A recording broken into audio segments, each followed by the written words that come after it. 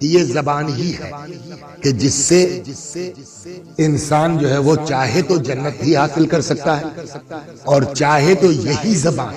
انسان کو برباد کر سکتی ہے۔ اور چنانچہ یہ حدیث نقل کی گئی اس سے پہلے والے میں کہ پیغمبر نے فرمایا کہ جتنا زیادہ عذاب کل کو قیامت میں اللہ زبان پر کرے گا اتنا زیادہ عذاب کسی اور حصے پر نہیں ہوگا۔ جب اس کو اتنا شدید جبکہ سارے ہی اعضاء و جوارح ہمارے کچھ نہ کچھ گناہ کرتے رہتے ہیں، اور کیسے گناہ، کتنے گناہ وہ کہ اگر دیکھا جائے تو شاید زبان سے زیادہ، مثلا مرڈر کر لیا آدمی نے تو کہے سے کرے گا؟ ہاتھ سے، وہ چاہے چاقو مارے، چاہے تلوار مارے، چاہے کٹا چلائے، چاہے بندوق چلائے، تو کام اس میں ہاتھ کا، تو اتنا بڑا جرم ہاتھ کرتا ہے۔ لیکن پیغمبر فرماتے ہیں کہ یعذب اللہ اللسان بعذاب، اللہ کل کو زبان کو جو عذاب کرے گا اتنا سخت عذاب جسم کے کسی حصے کو نہیں ہوگا۔ پھر یہ زبان خود پوچھے گی، اے رب عذبتنی بعذاب، پالنے والے اتنا سخت عذاب تو نے دیا، لم تعذب بہ شیئا من الجوار، اور کسی حصے کو تو نے اتنا شدید عذاب نہیں کیا۔ آواز قدرت آئے گی، خرجت منک کلمۃ، یہ روایت تھی نا کہ تیرے ذریعے سے ایک جملہ نکلا،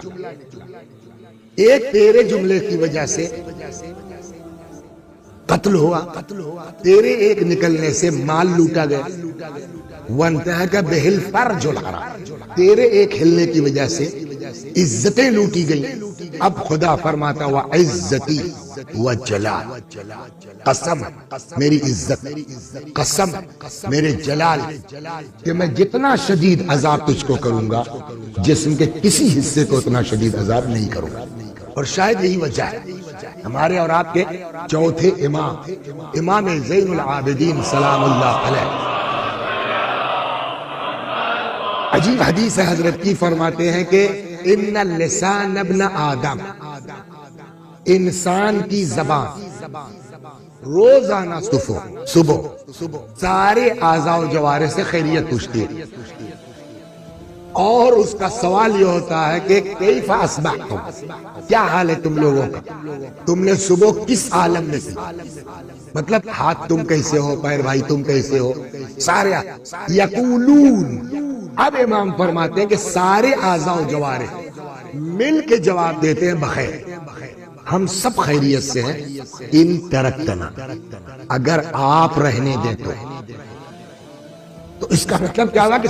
سب کچھ ہوتا ہے اس زبان کے ذریعے۔ اس کے بعد اس کو فریاد کرتے ہیں زبان سے، کہتے ہیں کہ اللہ اللہ فینا،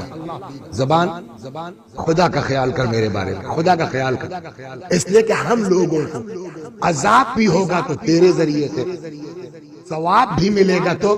تیرے ذریعے سے۔ تو یہ زبان انسان کو چاہے تو جہنم میں پہنچا دے اور چاہے تو انسان کو بہشت تک لے جائے۔ اگر انسان جہنم کی طرف جا رہا ہے تو وہ عقل مند ہے، پہلے عرض کیا جا چکا، عقل اسے کہتے ہیں کہ جو انسان کو بہشت تک لے جائے۔ اب اگر کسی کی زبان اس کے کنٹرول میں نہیں اور وہ زبان کی وجہ سے جہنم میں جا رہا تو گویا خود زبان دلیل بنتی ہے کہ کون سا آدمی عاقل ہے، کون سا آدمی عاقل نہیں ہے۔